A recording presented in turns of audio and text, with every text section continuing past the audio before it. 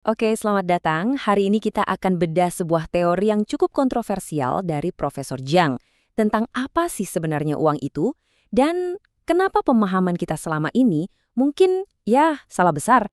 Kita langsung mulai aja ya dengan pertanyaan yang kelihatannya simpel banget. Apakah uang itu sumber daya yang langka? Nah, menurut Profesor Jiang, jawaban kita salah. Dia bilang, kita ini udah dikondisikan untuk percaya kalau uang itu langka. Padahal, kenyataannya, uang itu nggak ada batasnya, cuma sekedar angka. Oke, biar kita ngerti gagasannya, jangan ngajak kita mundur jauh ke belakang, ke asal-usul perbankan modern. Katanya, disinilah ilusi ini pertama kali diciptakan. Dia bilang sistem ini tuh dibangun di atas trik sulap yang sederhana. Jadi gini, emas yang asli kan tetap aman di berangkas. Tapi bank-bank ini mulai ngeluarin lebih banyak tanda terima, ya semacam klaim atas emas itu, daripada jumlah emas yang mereka punya. Tiba-tiba aja, uang yang beredar jadi jauh lebih banyak daripada emas yang jadi jaminannya. Tentu aja, sistem kayak gini punya kelemahan fatal. Ilusi ini cuma bisa jalan selama semua orang percaya. Begitu kepercayaan itu goyah, dan semua orang panik datang ke bank buat ngambil emas mereka bareng-bareng, fenomena yang kita kenal sebagai bank run, seluruh sistemnya ya langsung ambruk. Buat melindungi diri mereka, bank-bank kuno ini berevolusi jadi, ya, kartel yang super kuat. Mereka sadar kalau kerja bareng, mereka bisa ngatur resiko, saling bantu kalau ada bank run, dan yang paling penting, mereka bisa ngelawan peminjam paling kuat sekalipun, bahkan raja. Nah, inilah menurut Chiang, cikal bakal sistem perbankan sentral yang katanya mengendalikan dunia kita sekarang. Nah, ini yang bikin teorinya jadi provokatif banget. Kalau bank sentral modern bisa nyiptain uang dari angin, kenapa mereka nggak? Ya udah, hapus saja kemiskinan. Kan tinggal cetak uang buat semua orang, beres kan? Inti argumennya tuh bener-bener nabrak semua yang kita pelajari di buku ekonomi. Jiang nolak ide kalau kemiskinan itu hal yang alami. Justru sebaliknya, dia menegaskan kalau kemiskinan itu sengaja diciptakan sebagai sebuah alat kontrol. Menurutnya, penderitaan karena kemiskinan itulah yang jadi motivator utama buat kita semua kerja keras demi uang. Rasa takut jadi miskin, itulah yang jadi mesin penggerak ekonomi. Tanpa ada contoh nyata dari penderitaan itu, dorongan untuk bekerja juga bakal hilang. Dan ini makin jauh lagi. Jiang bahkan berteori kalau krisis global itu bukan kecelakaan. Perang, pasar saham yang anjlok, itu semua sengaja dirancang buat menghapus triliunan uang dari sistem. Ini bikin semua orang merasa lebih miskin, lebih putus asa, yang ujung-ujungnya memperkuat lagi ilusi kalau uang itu susah didapat dan harus kita perjuangkan mati-matian.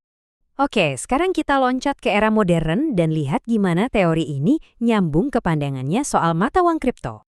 Pertama, dia mengklaim kalau tujuan utama dari mata uang digital adalah untuk menghapus kebebasan yang kita punya dengan uang tunai. Ini deh, kalau pakai cash, Anda kan anonim. Tapi dengan mata uang digital, setiap transaksi Anda, setiap kopi yang Anda beli, setiap transfer, setiap donasi, semuanya bisa dilacak, dicatat, dan dikendalikan. Dia menarik kesejajaran yang cukup mengejutkan antara peluncuran internet dan munculnya Bitcoin.